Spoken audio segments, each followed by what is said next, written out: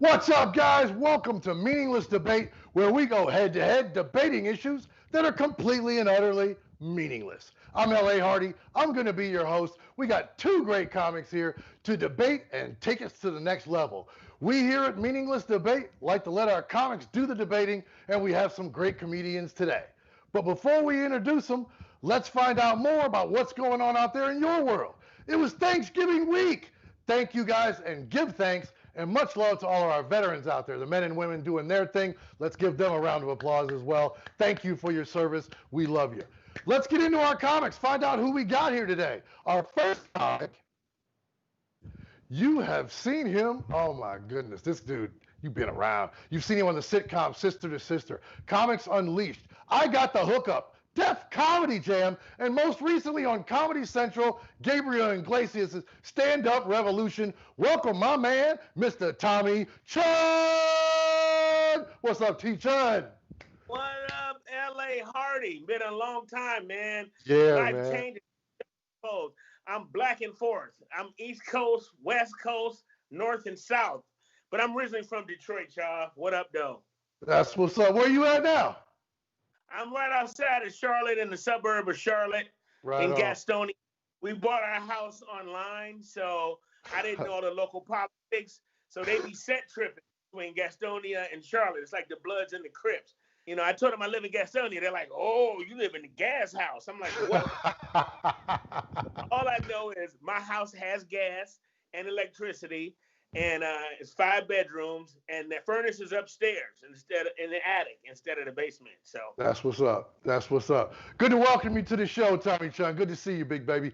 Our next comic, you have seen her on the Jack and Triumph Show, the Jim Gaffigan Show, Last Comic Standing, and Girl Code. Put your hands together and welcome Esther Koo to Meaningless Debate, y'all. What's up, Esther? How are you? What's up, LA? Happy Thanksgiving. Good. How are you? Thank you. Thank you. Giving thanks. Glad to be here every day above ground these days because they don't know what's going on. So that's why we're here to provide a little entertainment. Where are you at? What have you been up to? Well, I'm just thankful I'm not Chinese. I'm not Japanese. I'm right in the middle. Right on. Right you know on. What I mean? So yeah, got a lot to give thanks for, and we're all alive, and we're gonna survive this pandemic. And you know what I mean? Like, shit's on hold, but can I say shit? You just did. That's awesome. Yes, it is. It's a beautiful thing. And we brought you here because we also welcomed one of your almost countrymen, Mr. Tommy Chunn from Detroit. What up, Detroit versus Chicago pizza? That's what's up. And no, it's like Greektown Pizza Populous versus Chicago. That thick crust. I like New York style, but Chicago is cool. Now let me ask you, Esther, are you Korean? Are you Japanese? Chinese? What are you? I'm Korean. You're Korean. I knew a lot of Koreans in LA. I used to live like right near Koreatown. So, you know, it's because you look Korean on paper. Yeah, well, I'm black, but my credit is Asian. Man, you be rolling in with me with our like platinum like our platinum cards and our lounges and shit. That's what's up. We doing the blinging. Cool. I always want to date an Asian chick because if we get married, she ain't got to change her name. Good points. Oh, well, Koo versus Chun. I don't know. I save a lot of time. You have 3 extra letters. Boom. Yeah, but it's still one syllable. Chun Koo. It sounds like a martial arts discipline right there. She about to overthrow the government. She gonna do a coup. Well, welcome you guys to the show. This is Meaningless Debate. Tommy Chunn, Esther Koo. Let's get into it. Let's find out who's got the chops on our debate today. We flipped the coin before the show. Tommy, you're going to go first. What's our first topic, guys? Amber from Spokane, Washington wants to know, is college a waste of money and time or essential? Tommy, what do you say? Waste of time or essential? I would say that college is essential, but I didn't get a degree myself, but you need it for education and the people you meet along the way, because those college people you rub shoulders with are who you end up being working with in life. They end up helping you over time. You build bonds together, And so I think it's kind of essential, even though I went to a 2-year college and then I started doing stand-up and I started making more money than all my friends who had degrees. But I wish I had a degree now. I know one dude, he got more degrees than the thermometer, but I started making more money than him. And he was like, damn, I should have did comedy. So I would say college is pretty essential, even though I don't have a degree. I got a degree in stand-up. I'm a Rhodes Scholar. There it is. Tommy Chunn tackling the tough issues. He says it's essential. Esther, what do you say? Well, I went to college, and I can tell you it was a complete waste of time. Complete waste of money. I just finished paying my loans off. And now they're talking about like pardoning student loans. I'm like, fuck that. No, I have to pay all my loans. And what did I learn in college? That you should wash your sheets once a week? How to put a tampon in? These are things you could Google now. You don't need to pay $20,000 a year to have some people tell you things that you're probably going to be able to have access to now that we all have internet. When we went to school, there wasn't as fast internet. So I think college is just the biggest waste of time. I think YouTube University taught me way more than my college did. Nice. And then my college, then they become dependent on you. Then they call you and ask you for money and donations. For what? I'm still paying my tuition from when I went there. Good points. Good points. Well, we got Tommy on the essential, Esther on the non-essential. I'm going to be the tiebreaker. Tommy's going to win that one. I think it's essential. Everybody should go at least for a year because you got to learn how to do acid and beer bongs so you're later on in life you will be accepted at most parties. That's a win for Tommy. What's our next topic, guys? Tyler S. wants to know, should all pets be released back to nature? Esther, what do you think? Should all pets be released back to nature? Okay, as much as I love dogs, this includes all pets. I believe all pets should be released back into nature because when I go to your house and you have 2-3 dogs and cats and I sit down on your couch, it takes me half a day to lint brush myself all the dog hair off of my body. And then I gotta wash all my clothes when I get home. It's just disgusting. And so I think we should. And plus the veterinarians, they're just making more money than human doctors. And that's just not right because people are valuing animals' lives more than people's lives. We're going backwards, people. Good point. Good point. Tommy, she says, release them, right? Esther, you said to release them, right? Go ahead, Tommy. She said, I'm like, you got to keep them contained because there's so many dogs having sex. It's like the pig epidemic. They got machines to kill pigs. There's so many pigs that they eating up all the crops and shit. That's why every burger at every fast food got bacon on it and shit. If you got a bunch of dogs out there fucking, it's worse than rabbits. They got rabies. What if there's just wild pit bulls just coming to bite a meat chunk out your ass? They got coyotes running around people's neighborhoods. What if it was all pit bulls coming to fuck you up? I mean, excuse my French, you guys. I say, we gotta fucking keep them in the kennels and we gotta anesthetize them. Just go ahead and Hitler their ass. Put them put them in the oven and shit, and have dog and put cats in there too, because I'm a dog man, and have dog and cat ashes like Mount St. Helens and shit. Anesthetize they fucking ass. We don't need all them dogs. Tommy Chunn, you sound pretty passionate about that one, bro. I got some pets myself. I'm going to go with Esther on this one, and I'm going to say that we got to let them loose, man. Let them loose, turn them loose. It'd be fun on the streets, because remember, they were pets first. We're not saying get wild animals and turn them loose. We're talking about animals that were already pets, domesticated to some degree. Esther, I'm going to go with you on that one. That's a 1-to-1. Let's get to our next topic. Mike Florio wants to know a simple answer, Siri or Alexa? Tommy, you're up. Siri or Alexa? I like Siri because Siri's always with you. Alexa is like your car, your phone, at home and shit. And Alexa, you got to give her demands. She's like, what do you want me to do? Like, what do you want? Like, she doesn't have a mind of her own. But Siri, she has more of a personality. Like Siri, I always wanted to have sex with Siri. You know what I'm saying? I'm like, Siri, what's up? Like one time I asked Siri, what would it be? Can you give me a blowjob? She's like, I don't understand.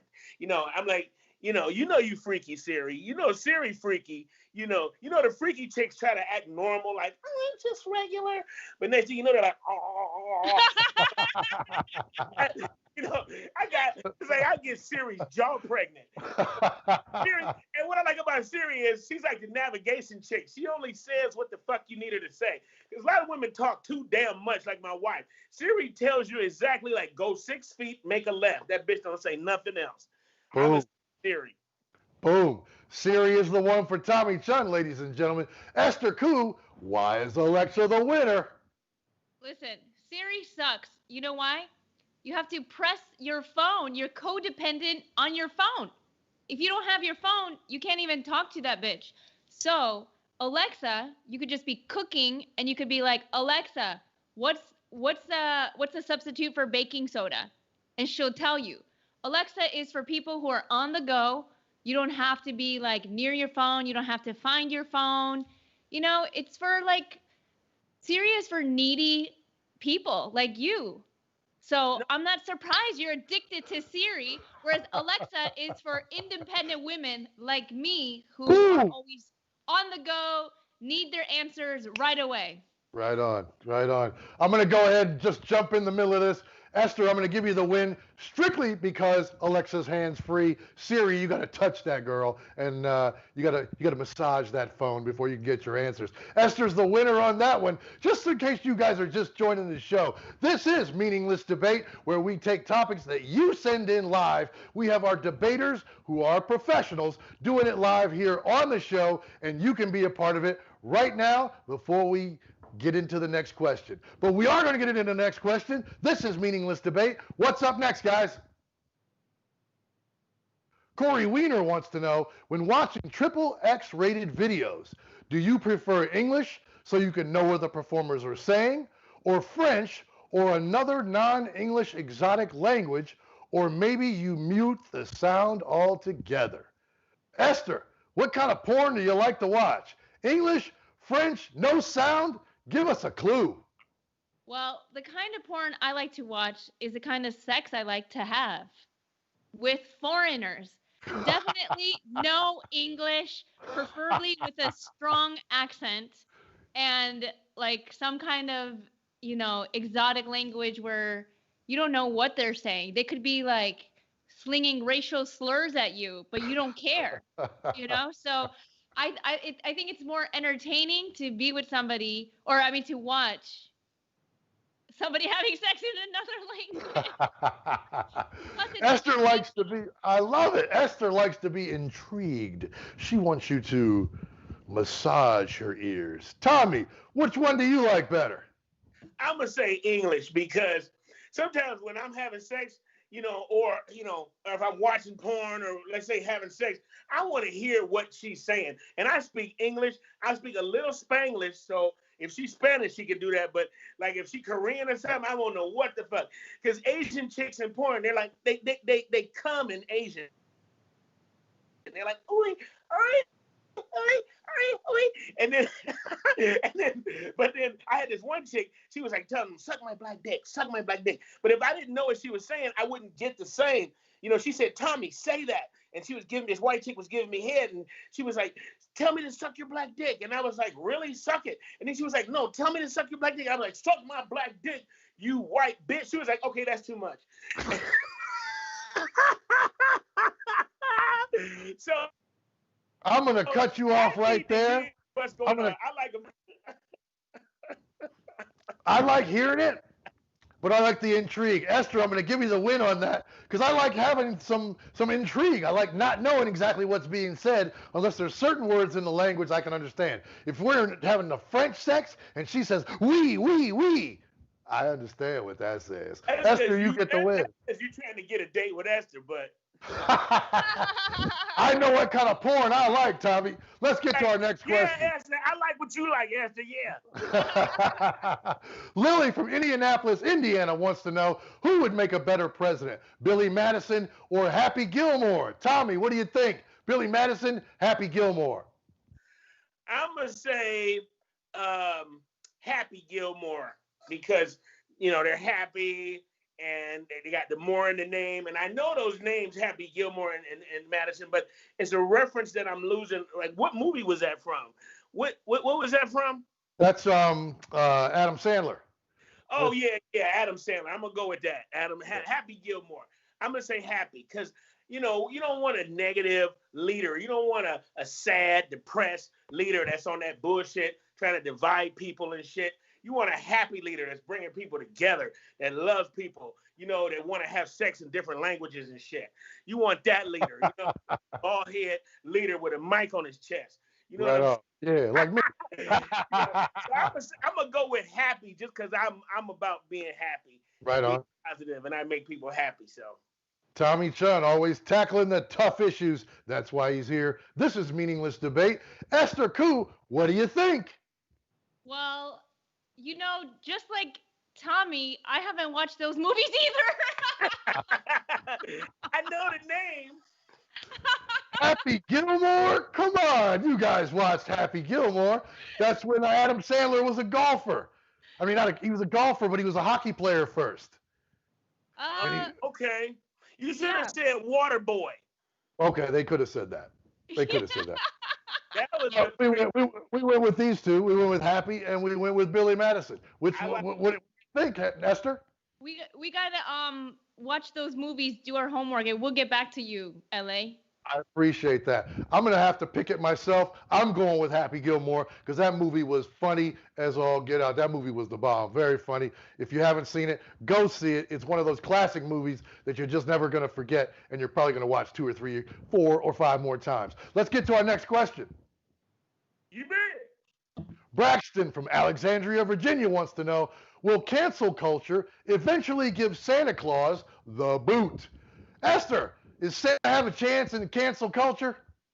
Man, Santa don't stand a chance in cancel culture. This guy is a walking convicted pedophile who escaped jail, and that's why he's wearing that red suit. That's all he could find. It was on clearance. He escaped in January, and now he's like put it in his closet and sneaking down chimneys to go tickle some kids. So Santa don't stand a chance. I'm telling you, he's about to be found out. And Mrs. Claus ain't having it either. So you think his pedophile capabilities are what's going to hold him back in cancel culture? I mean, anybody who gets paid to have little kids sit on their lap telling them what they want for Christmas, it's just, it's not a good look. Well, in my neighborhood, that's called a pimp. But Tommy, what do you have to say? I'm saying we got to keep Santa. You know what I'm saying? Yeah. Santa with a red suit. Like, Santa's a blood. He ain't a crip. You know what I mean? Like, Santa is the hope when kids have when they're growing up and their parents are divorced and they're arguing and they ain't shit and they hate their parents and they hate their life. They wish for Santa. They hope for Santa. That ideal of somebody coming and bringing you gifts and bringing joy, and you put cookies and milk out and shit, and they're coming down the chimney, that whole idea, it builds kids to have hope. It builds them to be positive and auspicious, and it makes them, it's positive reinforcement. Like, if you are a good boy, you're going to get good things in life. So it just sets you up to be a more auspicious kind of a person and hope for great things. You know, that's what Santa, unfortunately, like, Santa's a Republican too. He ain't do what he brings. You know what I'm saying? And so, Santa's like, he cares about the people, he's conservative, even though he's going to sneak down your chimney. He might not tickle your kids, he might just rub one out, but he ain't going to touch the kids. You see it? And he's like a blood. He's like, so whoop. He's like, instead of, there's broke bloods and there's rich bloods. He got money. He got toys. I know some broke bloods. They be like, Sue. I'm going to jump in. I'm going to jump in. You're preaching to the choir here, Tommy. You get the win on that one because Santa represents hope in any cancel culture. We are not going to let him stamp out Santa, doggone it. He's got on a red suit. He's pimpalicious, and he's dropping toys down your chimney if you're good. Santa is a winner, and so are you, Tommy. We're going to give you the win on that one. What's our next question, guys? Barbara Hollander, Ben Seal, a regular watcher, and we are glad you're out there, Barbara. Good to see you. Fried salami or fried bologna? Esther, what's your choice? Fried bologna, fried salami? I've never had fried salami or fried bologna. What? Yeah. I guess I just eat it raw. Okay. I guess I'll go with fried salami because I like the salty taste of fried salami, and it reminds me of. Yes, it does. Never mind. But Yeah.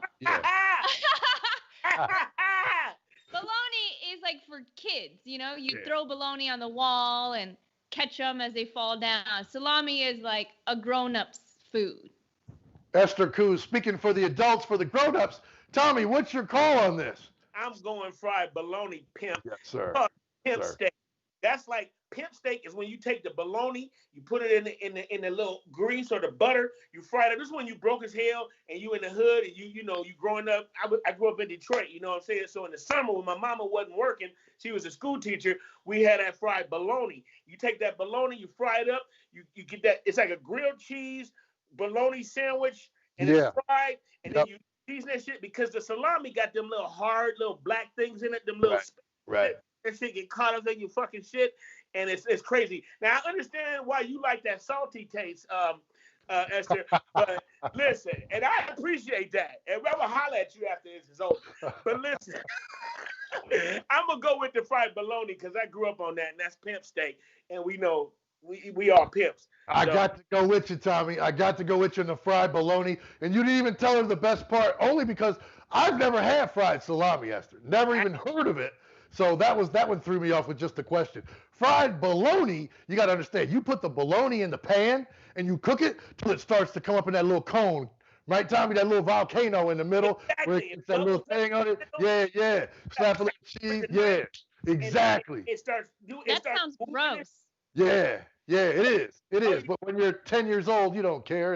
It's bologna, and we're in. Fried bologna is the winner on that one. What's our next question? I love Esther. She a cheap date. What's our next question, guys? Eli from Birmingham, Alabama. Who wins in darts?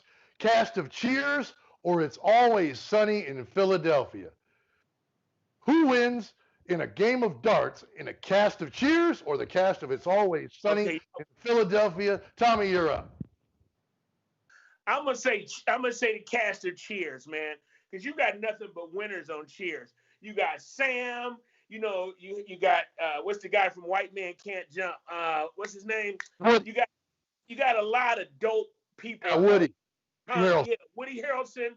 Then you had Sam. Then you had the chick that was pretty with the black hair, but she kept gaining weight later. She was gaining and losing, but she was sexy.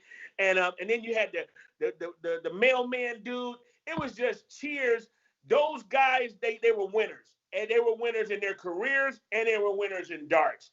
I watch Cheers more than I watch Sunny in Philadelphia because it's a big deal for it to be sunny in Philadelphia because it's overcast and that shit and it's cold. You know what I mean? People got viruses before coronavirus. Motherfuckers was dying in Philadelphia. You know what I mean? But Cheers again. Cheers! Yay! It was positivity, auspicious. Cheers! People are rooting for you. You know what I'm saying? And it sounds like beers. Cheers and beers. You feel me? I'm gonna go with Cheers and the darts. Bullseye, motherfucker. Tommy Chunn, speaking for Cheers. Esther, why does Sunny in Philadelphia, why would those guys win at darts? Listen, the cast of Cheers is so old, they can't even see anymore. They're probably half blind. They got to put their Coke bottle glasses. They're like, is that a dartboard or is that the end of my life? Oh, there goes my heart. So It's Always Sunny in Philadelphia. These are young bucks. They're in a bar every day. There's nobody in that bar, so they have all the time in the world to practice playing darts, and it's all boys too, except that one girl. Okay. Esther Q is sunny in Philadelphia. Tommy Chunn with cheers. I'm going to be the decider. I'm going to go with Esther on this only because there's no way in hell Norm could win a game of darts against anybody. I don't know the guys that well in sunny in Philadelphia, but I'm going to figure if these are tweeners or they are hipsters, probably got a pretty good chance because they're spending a lot of time doing meaningless stuff, just like this, meaningless debate. Thank you guys for coming out and watching the show. It's been a lot of fun. I'm going to give that win, I said, to Esther. Let's find out who's winning the whole thing. Who's our winner, guys? I'm getting, what? You sure? It's a tie. Esther can win. She's cuter. Esther's our winner. Esther's our winner. We got our call in from the producers. We got our call in from the directors. The people at home have voted. Esther's a win on this show today for Meaningless Debate. And we are not having a recount. It was rigged. It was fucking rigged. They set it up. All the pollsters, they lied. I'm going to court. I'm taking y'all to court. If I lose, it's rigged. It's all rigged. I'm going to make America great. Fuck. That's what time it is. You should have cashed out L.A. Hardy $50 before this started. I did. Esther knows what time it was. Esther knows what time it was. Esther knows what time it was. I want to thank my great guests for coming out to the show. That is our show today. Our winner today, Esther Koo. One more time, y'all. All right, Esther. We want to thank Esther for coming out to the show. We want to thank Tommy. Let's find out what you guys got going on. Tommy, what do you got coming up? Where can we find you? I got some dates coming up. I'm booked in Greensboro. I got a show coming up here in Charlotte at Roy's Kitchen, and that's December 6th. And I'm scheduled to do a whole weekend in Detroit at the Masonic Temple, 5 shows. But the governor of Michigan just shut the Masonic Temple down because there's been a spike in coronavirus. So there's that. And what else? I have a feature film I'm about to start doing, which is a animated cartoon feature film. They just hit me up about that, so I'm going to be doing some voiceovers. I did some voiceovers for them before, and it didn't get off the ground, but now it's happening. Me and Coco Brown and some other folks are going to be doing that. Right on, man. Right on. That's dope, man. Good to see you out there doing your thing, man. Even during this pandemic, we comics got to be working. Esther, where can we find you? What do you got coming up? If you're in Miami, you could come out to my show at Smart Bites to Go on Wednesday, December 2nd. Okay. And if you're in Fort Lauderdale, you can come see me at Gatsby's on Saturday, December 5th. And go to my website, funnycoo.com, and subscribe to my website to see when I'll be in your city. That's what we want to know. Been a great having you guys on the show, man. Awesome time. Always good having my friends and great comics. Funny people coming on the show. Just remember, guys, there's no need of you arguing about stupid stuff with your friends at home. Come on to the show with me and my friends. At Meaningless Debate, we argue the tough issues. Tommy Chunn, Esther Q, thank you guys for coming on, and thank you for watching. We'll see you next time. I'm L.A. Hardy. Yep.